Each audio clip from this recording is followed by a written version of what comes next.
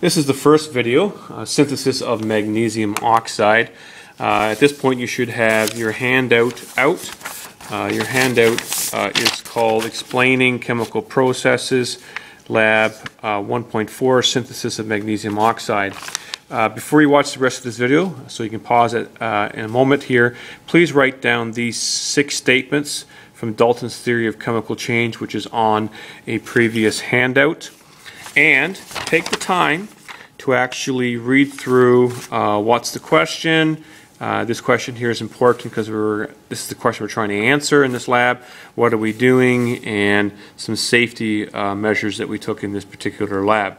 Then turn to the other side and write down the key question, which I just read for you on the other side, in this upper box here.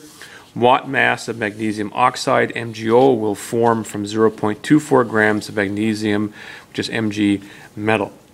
So you can pause the video at this point and do that.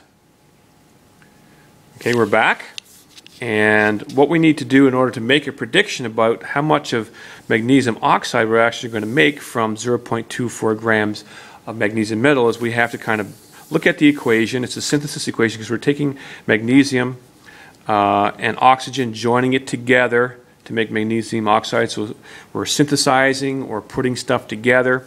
We've got to balance that equation first. Okay, so when you look at this, you can see that, just ignore the blue for now, you can see that we've got one magnesium atom reacting with one oxygen molecule, which is made of 2 oxygen atoms, and we're making one molecule of magnesium oxide. That's unbalanced because we have one magnesium, that's good, but there are 2 oxygen atoms and 1 oxygen atom here. So we have to make some additions. So what we do is to balance the oxygens, we add another magnesium oxide molecule there, so now there are 2 oxygen atoms and 2 there. So that part of it is balanced.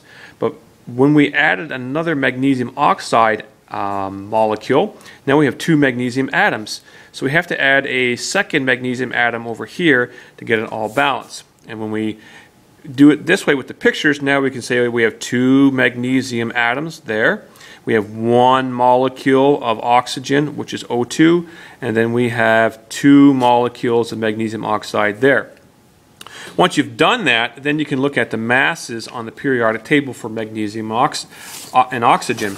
You can see here that magnesium has an atomic mass of 24. So we write that there.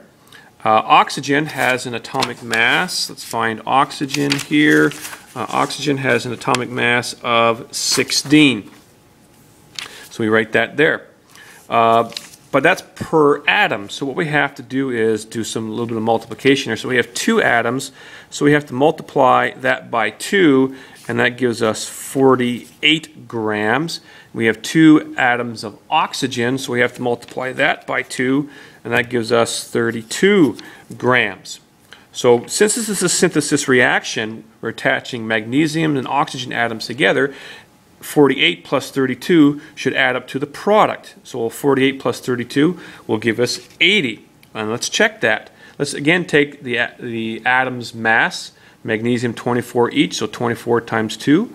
Oxygens 16 each, so 16 times 2. Add that together, you get 80. So 48 grams of magnesium should give us 32 grams of, should react with 32 grams of oxygen to get 80 grams of magnesium oxide.